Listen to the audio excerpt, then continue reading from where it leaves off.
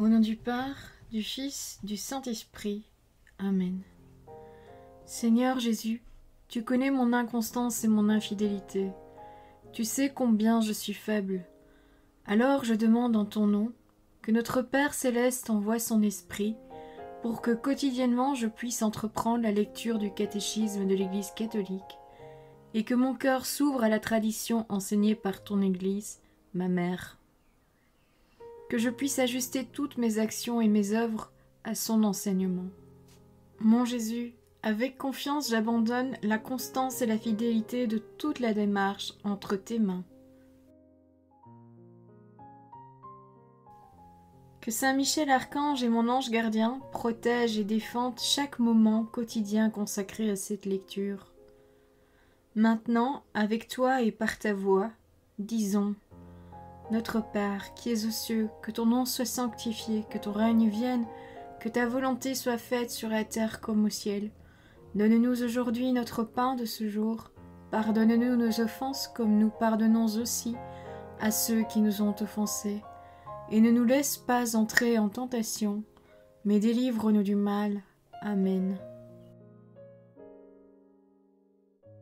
Ensemble, mon Jésus d'amour, saluons notre sainte maman, la Vierge Marie. Entre ses mains, je remets mon cœur, mon âme, ma volonté et ma vie, afin que par ses soins règne en moi la volonté du Père, et qu'en ses mains mes œuvres soient gardées, transformées, en parfaite offrande rayonnante de la lumière de Dieu, pour sa gloire, le salut des âmes et la consolation des âmes du purgatoire. Je te salue Marie, comblée de grâce. Le Seigneur est avec toi, tu es bénie entre toutes les femmes, et Jésus, ton enfant, est béni. Sainte Marie, Mère de Dieu, prie pour nous, pauvres pécheurs, maintenant et à l'heure de notre mort. Amen. Je te salue Marie, comblée de grâce, le Seigneur est avec toi. Tu es bénie entre toutes les femmes, et Jésus, le fruit de tes entrailles, est béni. Sainte Marie, Mère de Dieu, prie pour nous, pauvres pécheurs, maintenant et à l'heure de notre mort. Amen. Je te salue Marie, comblée de grâce, le Seigneur est avec toi, tu es bénie entre toutes les femmes, et Jésus, le fruit de tes entrailles, est béni. Sainte Marie, Mère de Dieu, prie pour nous pauvres pécheurs, maintenant et à l'heure de notre mort. Amen. Ô Saint-Esprit, par l'intercession du cœur immaculé de la Sainte Vierge Marie, et par le cœur chaste de Saint Joseph, donne-moi un cœur doux, humble, pur, miséricordieux et charitable.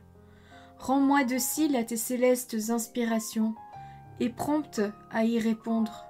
Que mon cœur enflammé de ton amour soit en toutes ses œuvres dans la volonté du Père, œuvrant ainsi sous ton joug léger et joyeux. Père céleste, je fais ces demandes par les mérites, les œuvres et les souffrances de Jésus-Christ, ton Fils bien-aimé. En mon nom, au nom des âmes de ma famille, au nom des âmes de mes proches, au nom des âmes qui se sont recommandées à mes prières, au nom des âmes constituant ta Sainte Église, le pape, les cardinaux, les évêques, les prêtres, les religieux et religieuses, les laïcs, au nom des âmes qui ne te connaissent pas, des âmes des païens, des âmes des hérétiques, des âmes des apostats et des âmes froides. En tout temps, dans les siècles des siècles. Amen. Article 6. Le 6e commandement. Tu ne commettras pas d'adultère. Voir le livre de l'Exode, chapitre 20, verset 14. Vous avez entendu qu'il a été dit: tu ne commettras pas d'adultère. Eh bien moi je vous le dis, quiconque regarde une femme pour la désirer a déjà commis dans son cœur l'adultère avec elle. Voir l'Évangile selon saint Matthieu, chapitre 5, les versets 27 et 28. Premier point. Hommes et femmes, il les créa.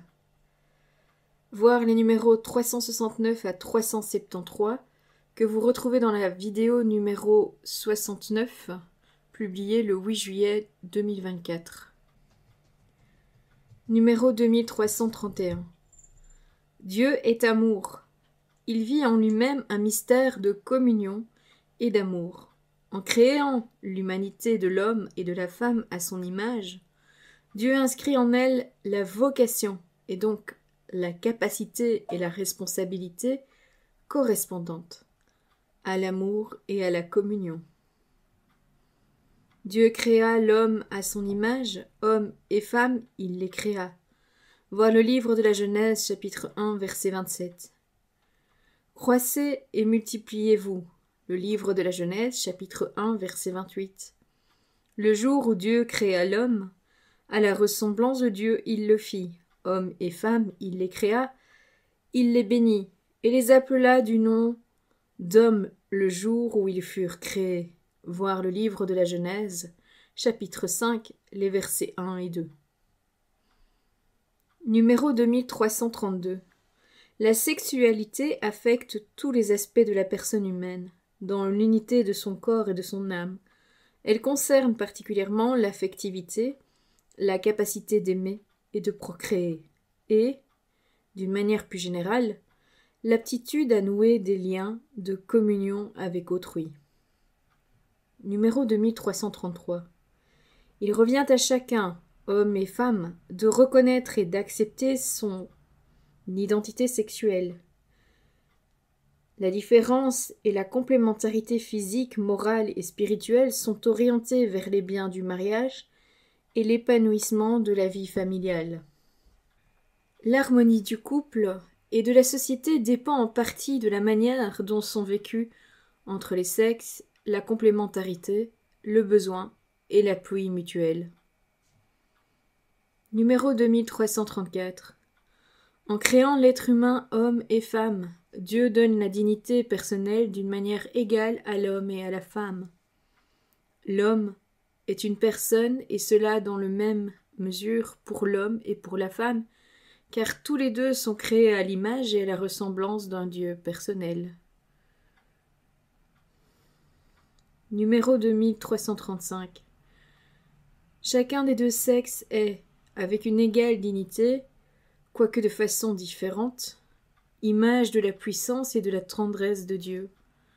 L'union de l'homme et de la femme dans le mariage est une manière d'imiter dans la chair la générosité et la fécondité du Créateur. L'homme quitte son père et sa mère afin de s'attacher à sa femme.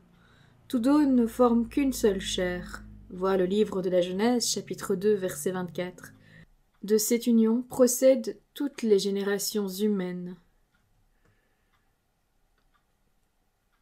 Numéro 2336. Jésus est venu restaurer la création dans la pureté de ses origines. Dans le Sermon sur la montagne, il interprète de manière rigoureuse le dessein de Dieu.